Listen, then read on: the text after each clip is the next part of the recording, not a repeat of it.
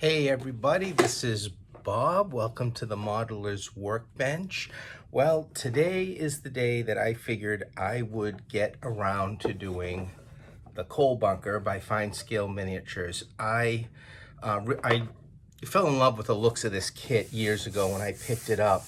And it's been on the shelf kind of eyeing me every time I walk by. And I figured, that looks like a nice little project to finally get around to doing. Not a very big footprint. It is just one building, but it looks like it's going to be, well, a little bit of work to get this one together. It's an older kit. So yeah, let's head over to the workbench and we'll open the box and we will see what we have inside this thing.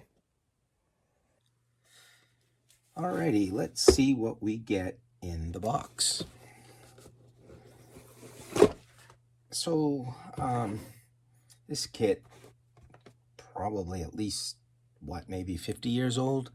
I would say early 70s. I don't know exactly what year it came out, but it, was $15.95 when it came out. So I would probably say maybe early 70s that all this stuff's been in this box waiting for me to put it together. So the instructions on this are just one sheet. I've read through these several times. I always do that with kits. I'll read through the instructions a few times so I get an idea of my approach and what needs to be done. Now, this paper has been folded in the kit for a long time, so it is curled, and you do have templates that you have to follow. So what I went ahead and did is made copies of the templates here, just so that I could cut them out and lay them flat with the wax paper over it, just to make it a lot easier for myself putting it together. Also, this kit here isn't something that you can just, seems like you just can't just put it together and then without a base. It looks like you've got to build one side, then the other side, and then mark it on the base and put it down so that you can start to fit things in between. So depending on what you want to use for a base, you can use 1/2 inch, you can use gator board, whatever, 3/4 inch piece of plywood. It does seem to look like that you've got to make the base to put this all together. That being said, everything is still bagged up. The wood looks fantastic. You've got the 2 coal bins here. So we've got one coal bin and the other coal bin, and each bag here, you've got parts for one and parts for another. So there's pre-cut stuff. There's a lot of material in here, and that's kind of cool how, each one was bagged like that. I also think it's going to make it easier so I can just do one at a time and not try to sift through a bunch of wood pieces. And then you've got a separate bag here for the middle coal hoist section. We've got thick cardboard for the roof, marked out for the shingle guidelines. Another bag, that's the roof. The upper roof part is in this bag. The coal pit parts are in this bag. We've got 2 end platforms, so on each side of the structure, on each side of the coal bin, we've got a platform. So looks like 2 sets of stairs and 2 platforms in this bag here. We've got a separate bag to make the fence. We've got some steel here that's starting to very lightly rust. This looks like it's the downspout material. There's a little advert for some of the other kits that George was putting out at the time that you could purchase.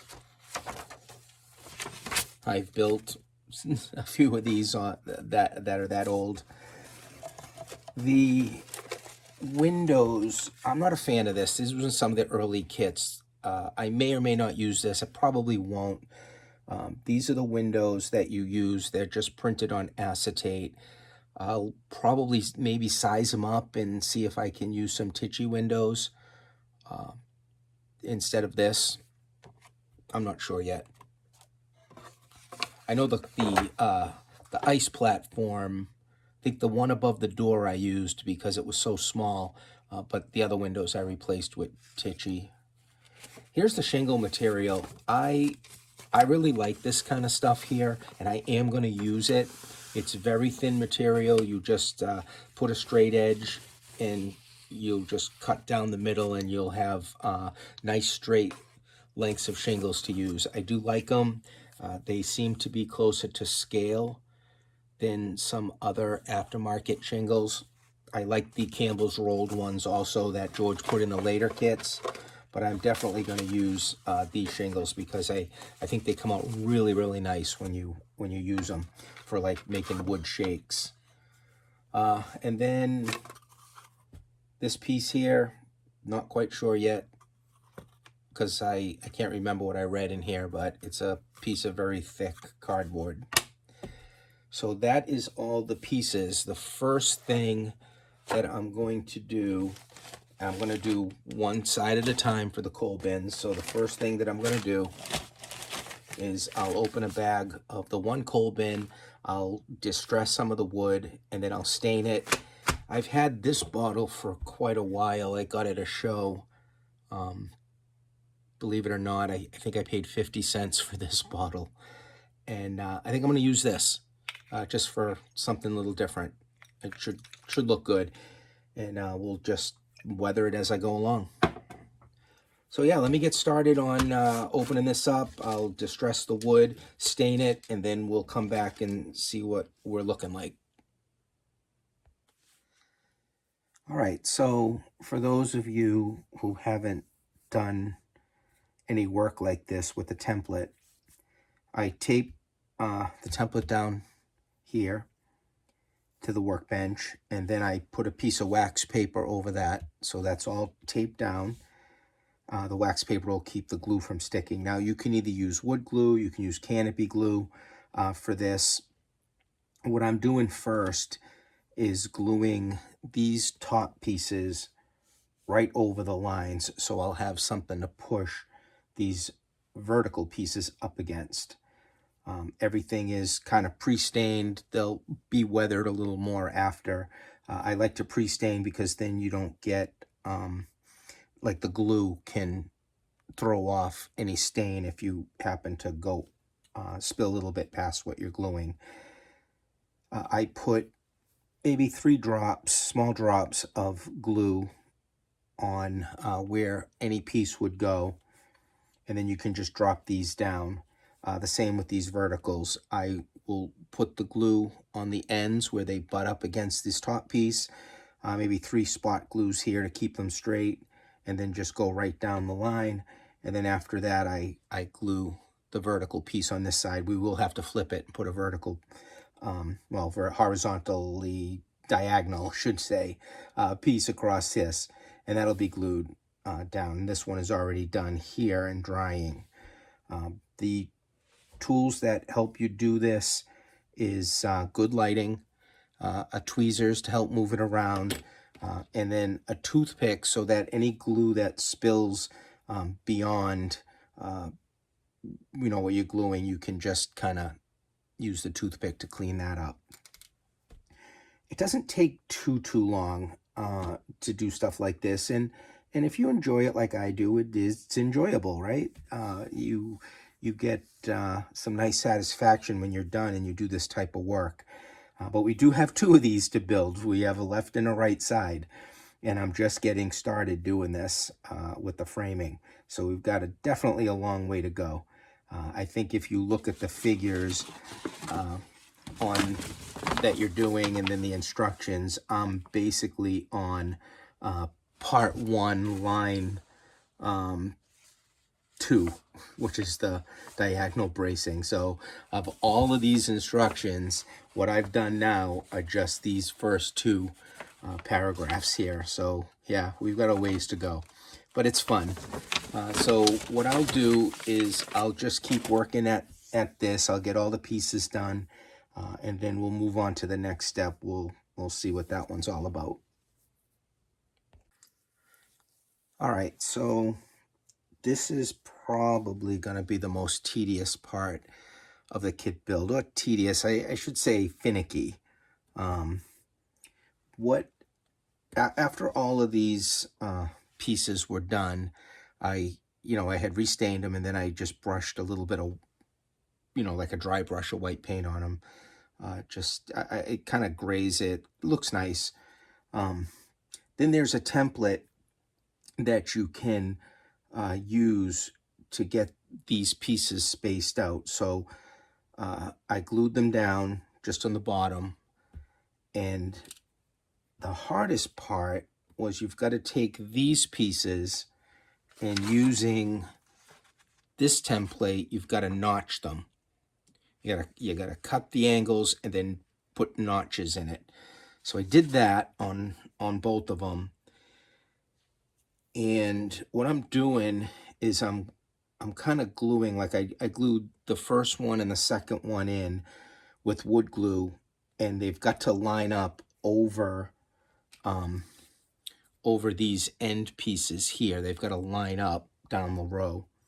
So I put some wood glue in them, and then because it's fiddly on the back side, which you'll never see, I just put a little bit of this super glue in the back here, and then hit it with accelerator, which locked it down. And then I can go down the line, put some more wood glue here, a little ACC glue, and then hit it with the accelerator. And I'm kind of eyeballing them. They're notched, so as long as they're glued on the template on the bottom and you hit the notch on the top, they should be straight. I'm just making sure that, I'm turning it and eyeballing it, standing up, making sure that this piece is staying in line with the end posts. So that's what I'm doing now. I'll do both sides, and I'll keep following the directions and putting whatever other bracing I have to put on. Looks like there's a brace here that goes across. That should lock it in pretty good, what I'm looking at. Enough for me to take it off of this and move it around. So that's what I'm working on now on this. And, when I get to a certain point where I've used everything in the bag, I'll jump on and build the other side. Once I get those two, then we'll really start moving with walls. All right, so here's where I'm at with this. You just follow the instructions with the full-size drawings here. So your full-size drawings, pretty much to scale. Just measure out and follow where all of these horizontal pieces go. And then for these pieces here to simulate beams that would go through, you just cut off small pieces. Use the chopper tool to do that. Then you just glue them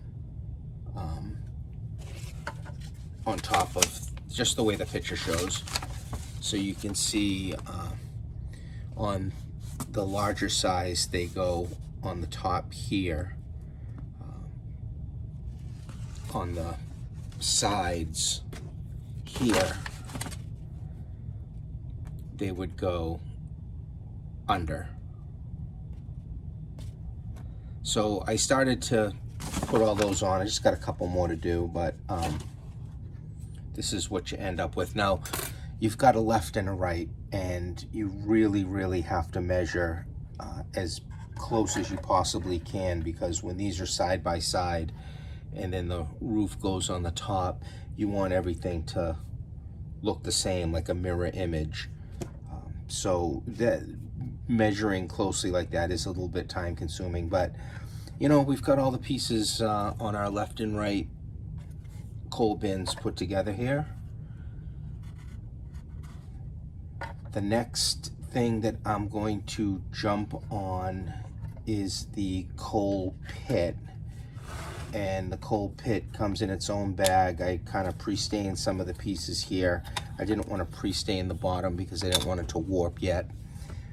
This is going to sit under the pit that you cut into the base, which I'm working on also now. So let me just follow the instructions and get this coal pit put together. We'll see what that looks like, and then we'll go over and see what I did for the base for this thing. All right, so yeah, how many people out there's workbench becomes a mess when you're doing a project, right? So I've got the base down. I did it following the instructions. It's about 14 inches long. It's about 8 inches wide.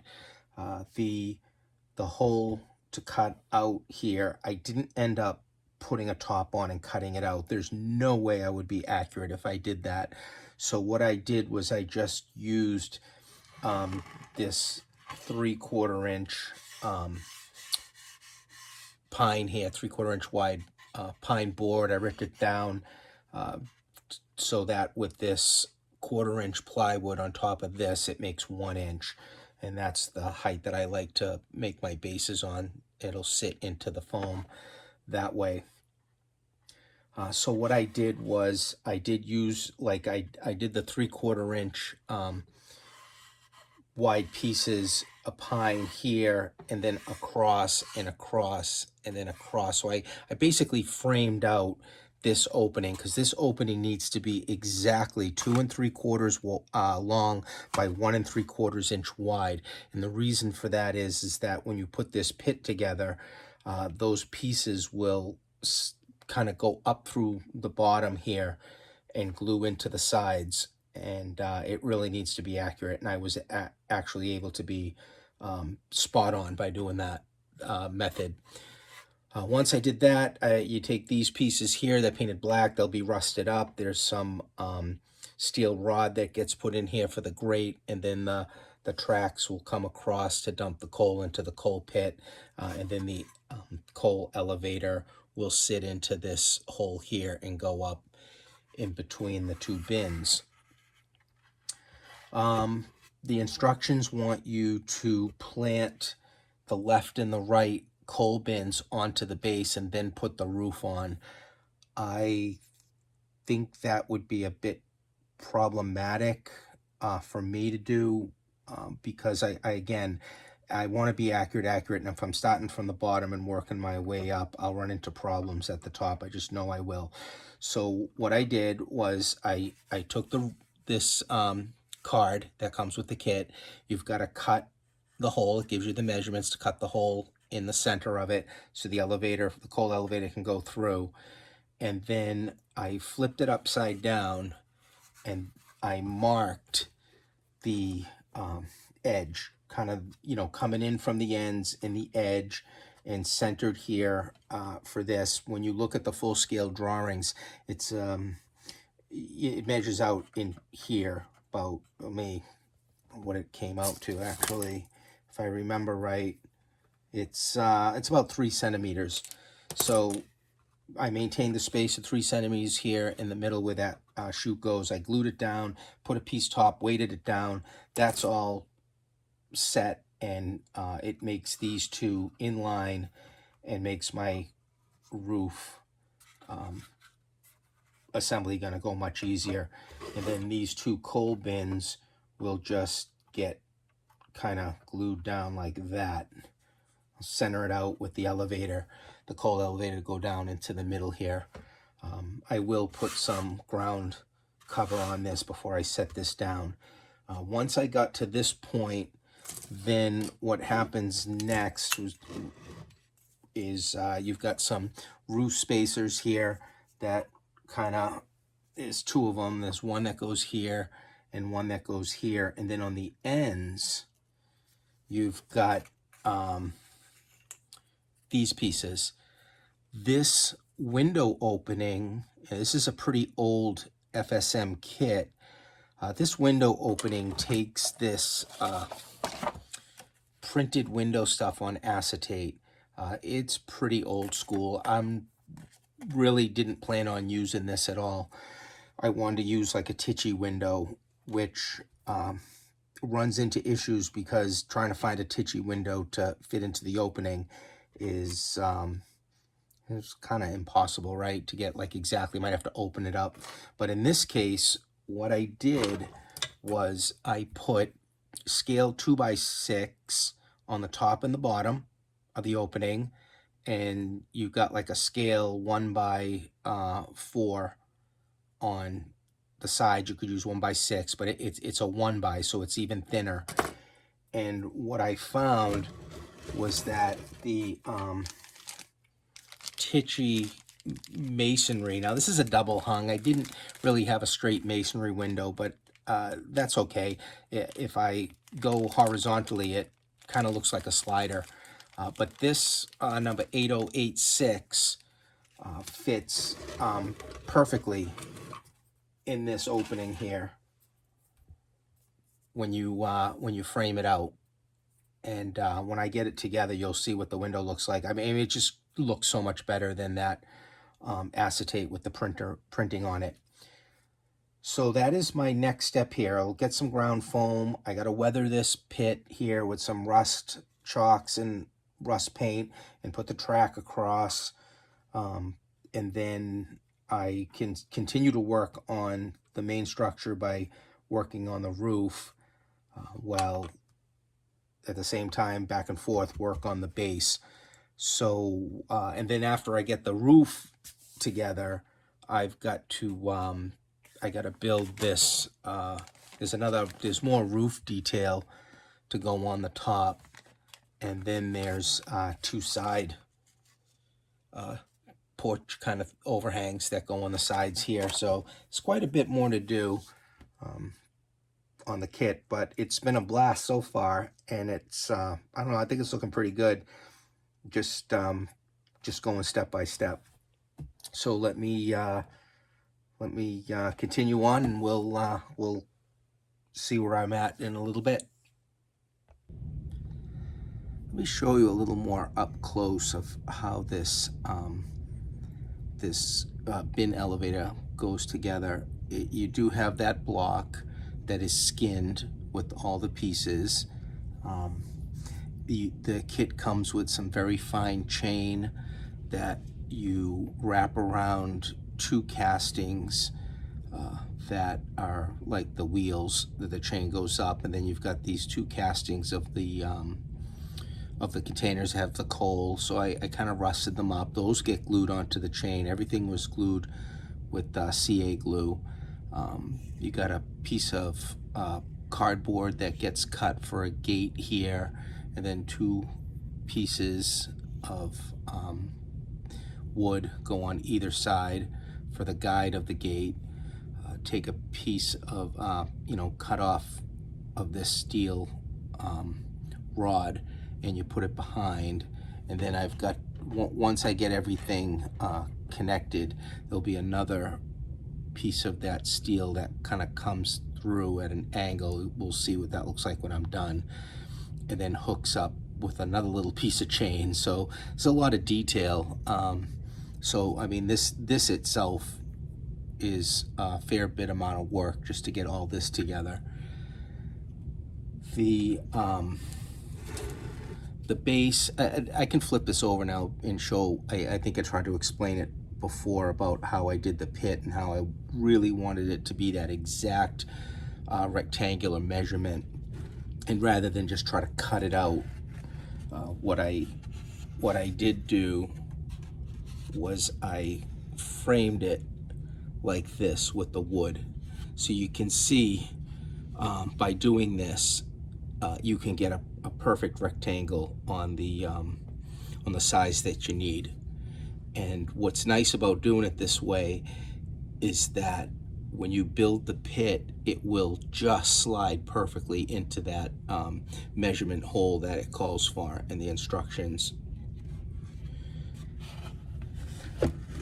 I did glue some track down over the pit. I don't know which way I want the siding to come in, so I've got enough on the left and the right hand side that I can either make make end of the line or connect it to the rest of the siding track. So I got my options open for that.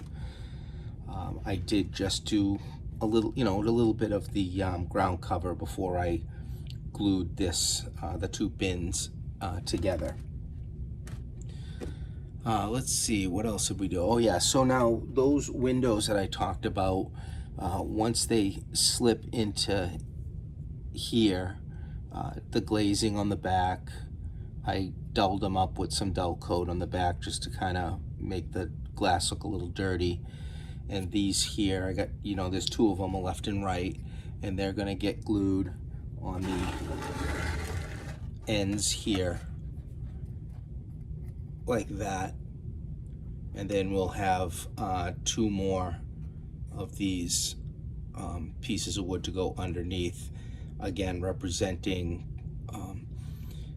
wood that goes all the way through the bins. Once these are glued in, I'll cut out the roof card's in two pieces, and then we'll glue that on the top, and then we'll move over to shingles. And before I even do that, this bin here, elevator, is going to go through the hole that I cut in the top and then come into the hole in the pit. Then we've got some more detail to go in after that, but I can save that for the end. I think once I drop this in, I'll move over to the roof. And then there's another roof kind of structure that's got to go on top of that too. So you definitely still have a fair amount to go. I need to weather the track also. And this is the reason why you don't really put any coal inside this pit before you get all this together, because it would interfere with this sitting down in there. So let me work on getting these two end pieces in, getting that coal bin elevator pushed down, getting the track weathered, and then I'll move over to the roof card and the shingles, and we'll see how that works out. All right, it's amazing how cluttered your workbench gets when you're doing a project, right? So let me show you we've got this coal hoist drop down and a little bit of glue on the top of it to hold it in. There was a template to make a ladder, which I did, and the ladder drops behind straight down on this opening that I had made. The two end pieces are put in. The roof cards are cut out. The roof cards will obviously go over that with about the equal amount of overhang on the left and the right. Once I get that done, we still have the housing that goes above on the roof, which is in this bag. There's a fence, which is in this bag. And then we've got the two platforms on each side, which both platforms are in this bag. So I've got to do that. Started to put in some of the casting details. There's the motor here that will have some conduit made up to go onto an electric panel casting, which goes onto this piece right here. So yeah, let me get the roof cards on, and then I will probably move to the two end pieces, the end platforms, I mean, that go on each side. Then I'll probably hit the shingles after I do that. And then probably the last thing I'll do is the fence. So that is the next step. So so far, really, it's a lot of fun to detail and put together. You know, I think of the whole kit, the most difficult part is all of the framing down here that you have to do on the template, mostly because it's just time consuming and you got to be really accurate. But once that all went in, things are going together quite nicely. And again, this hoist part here does take some time to put together. I'm like a kit in itself there.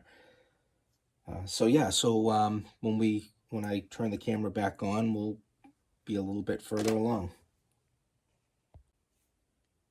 I'd like to point out something. You can do this on any model that you're building. A lot of times the roof card will, you know, when it comes down, the only gluing surface you have is this edge right here. And it's not a very good gluing surface. And sometimes the roof will lift up on the ends like that. So what you can do is you can just take some strip wood and kind of have it go along here, you know, above the edge, and that'll give you another surface for the roof card to glue down onto. I did a little bracing here just to keep these ends from tilting in. I did get this casting done right here, kind of like the electric box. You cut some wire for conduit, a little time consuming, but looks good when you're done. Come to the back of that motor casting here.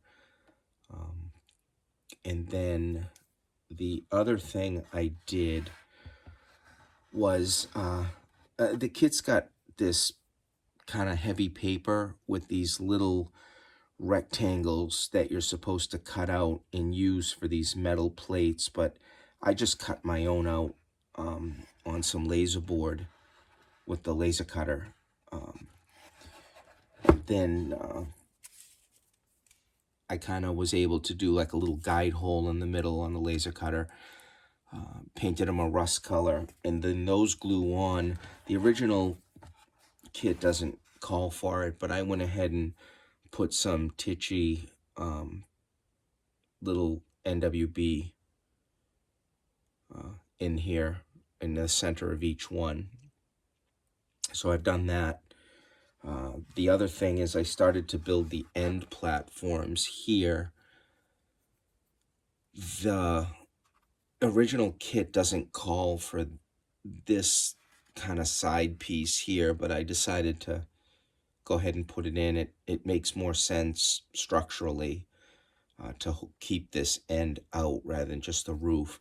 And speaking of the roof that goes over this end, the kit has this wood that's supposed to simulate metal roofing that you would put over, but you know, nowadays we have better roofing choices to use, and I think I've got some corrugated roofing that's made out of paper. I'm pretty sure I picked that up at a train show. I'm gonna look for that, and that'll probably be what I use. I think I'm gonna cut a piece of cardboard stock to go over, and then I can put the corrugated roofing over that.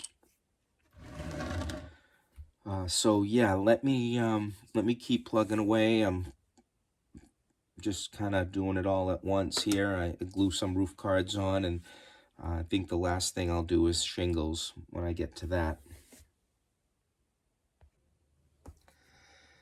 Okay, so for the housing that sits on top of the roof for the hoist, probably like a lot of the extra mechanicals up there, this kit, the two sides of that house are not pre-cut. Some of it is, but you have, it comes like this. You get like a piece like that, and then you lay it over the templates here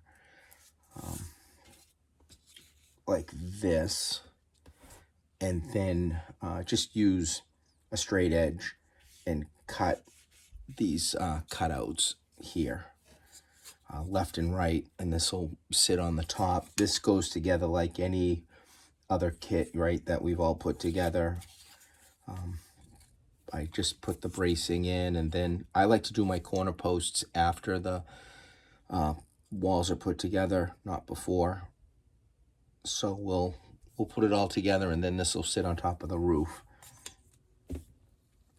The with the main structure, I ended up putting a titchy window in that opening, but for this one, I couldn't really find one that would work well enough.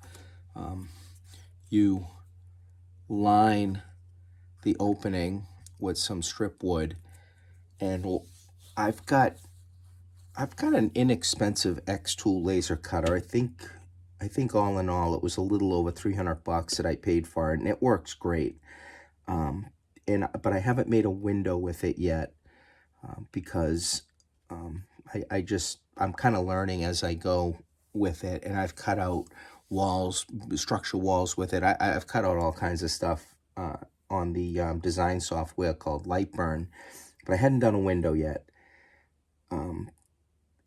I had done like a real simple basement window, but that really wasn't too hard to do. So I decided I would just jump in, go up with the software and start off with a simple design of the window.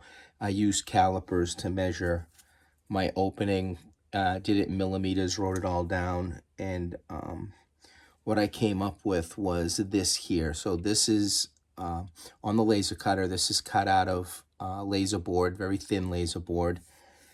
And I did like two pieces. I did this piece here, and I cut out a frame. So the frame will go over that, fit into the window opening. What you end up with, I've got this wall put together, is I've got this here. We can see it. That's how it sits in. So I'm kind of happy with the way my first window in the laser cutter came out. I'll just keep learning and maybe do some more complicated windows with it. And because I'm not using the plastic that comes in the kit. It's for the time, I guess it was okay, but for nowadays, where I have other options, I'm not using that. So let me get this hoist house together, and then we'll go back to the main structure, get that set in, and probably start in with some roofing. So I've got the hoist house put together that sits on the roof, and I followed the templates exactly, and what I found was that while the fit is good on the roof, like if you look at the angles, it fits real good.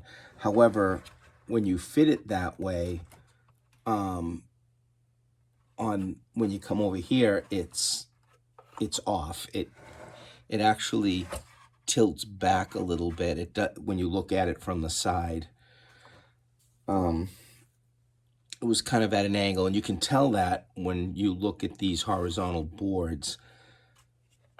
So to counteract that, to be able to tilt it back a little bit, I cut out some of the roof card, which will give me a way of tilting this back a little bit. So again, if it's put forward on the front, it'll tilt forward, but if I push it back just a little bit, it'll go horizontal. I mean, I know it's probably really hard to pick up on the camera, but like I said, it was definitely pitching forward. All I've got to do, because the shingles will go up to this, all I have to do is just put some scale 1x trim here where it meets the roof, and then the shingles will come into that, and the seam will look perfect after I'm done with that. So there's just a little finagling I had to do with this. And then as far as the shingles go, it comes in these sheets. You just use a straight edge, cut in between the shingles, and then in the center of the shingle tabs here, you'll end up with strips like this. And then you can go, which I've been doing, you just, before you put them on, you go and just kind of, with a razor blade, nip some of these little shingles at angles. They'll make them look worn and old when it's all said and done and laid on the roof. I did put the first course down prior to the hoist housing going in, so that it just seemed easier to me to just kind of have that strip right across. And then with any shingles, whether it's these shingles or anything else that you do, I think it's good practice to put a starter strip on, just like in the real world, rather than laying the shingle tabs on this. Number one, it will give you something behind the shingle tab when you weather it. And number two, it will keep the ends of these shingles at the same angle as all the other shingles going down.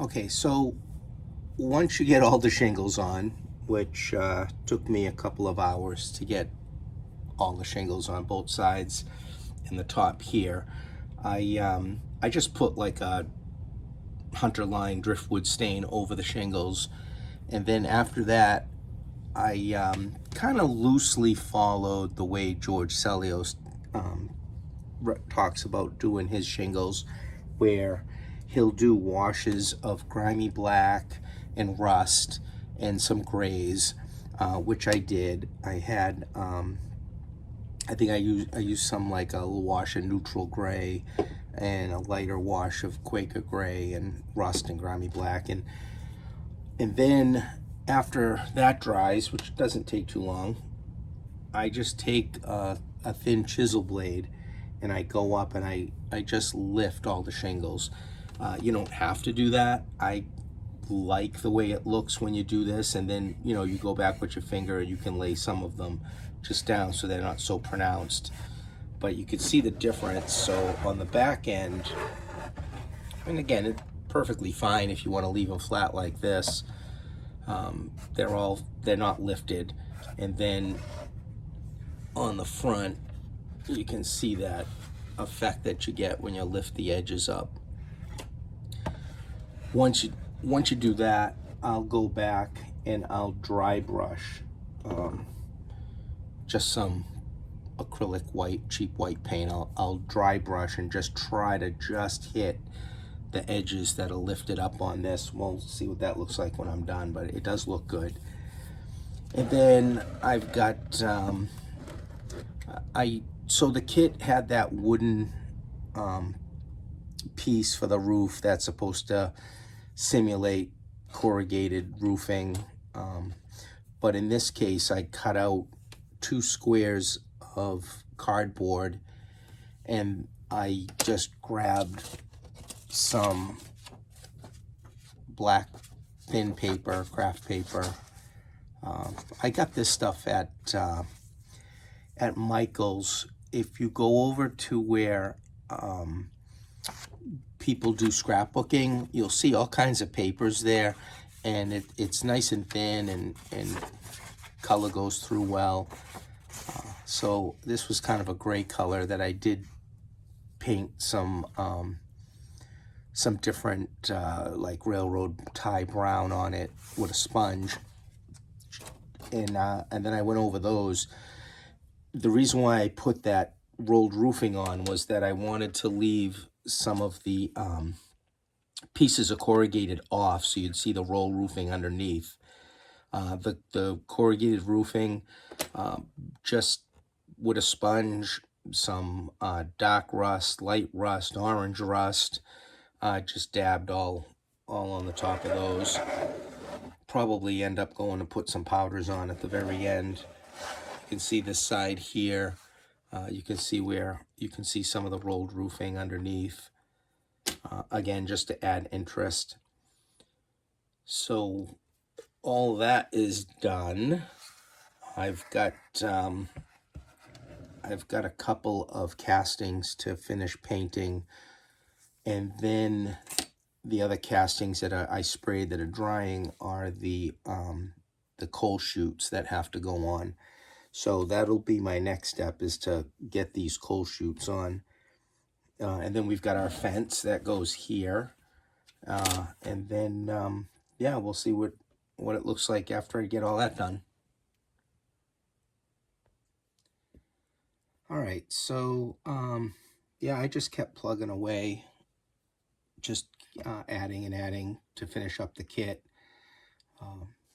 Everything's on here. Now, the deviations that I did was I ended up using aftermarket corrugated roofing for both sides, and rather than that piece of wood that was grooved.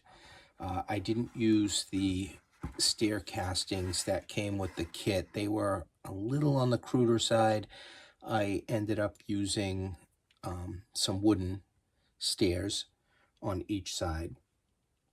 I did go ahead and I had some jewelry chain that I added to where you would pull down on these doors to open up where the coal would come through.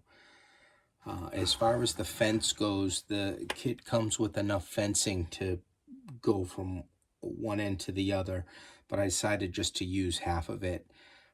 The fence goes together easily. How this fence was weathered was just some stain, and then with a thin brush, kind of dry brushed in some white paint, just come down on each individual board like that. Then on the bottom here, I took some of this AK Interactive Slimy Grind Light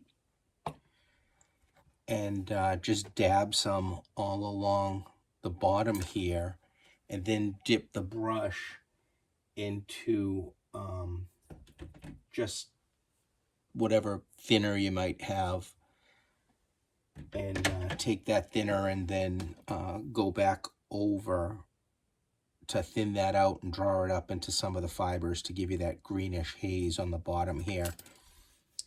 Just some signs glued on. And then if you want to write some graffiti on different things in your layout, for instance, on my layout, I have a particular kid, as the story goes, that just goes around and tags everything throughout the entire layout. He calls himself Rughead.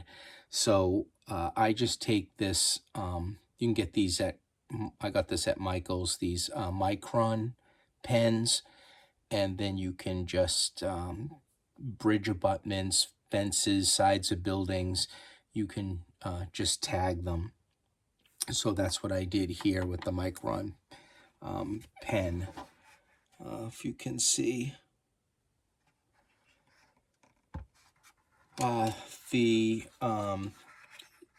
Again, I haven't decided which way I'm going to have the cars come in, so I didn't put an ending on any of the sides. And then once this is set into the layout, all the final details as far as scenery can go on. But I figured on the back end here would be where, you know, your driven trucks could come to fill up with the coal. So there'd be like a dirt road coming in the back to fill up on the back, where this side would be where the train cars are. So, you know, honestly, that's pretty much the kit all put together. It's not a very big kit, but it's a lot of detail, and I think if you take your time and just plug away, it'll come together quite nice, and it looks pretty cool when you're done. I mean, there's no doubt about that. It's a fine scales miniature, so you're definitely going to be happy when you finish it. But yeah, that's it pretty much. You know, thanks for watching, and hope you enjoyed the build. And if you have any of these on a shelf, break them down and go for it, right? It's winter season, and it's a great time to do some modeling.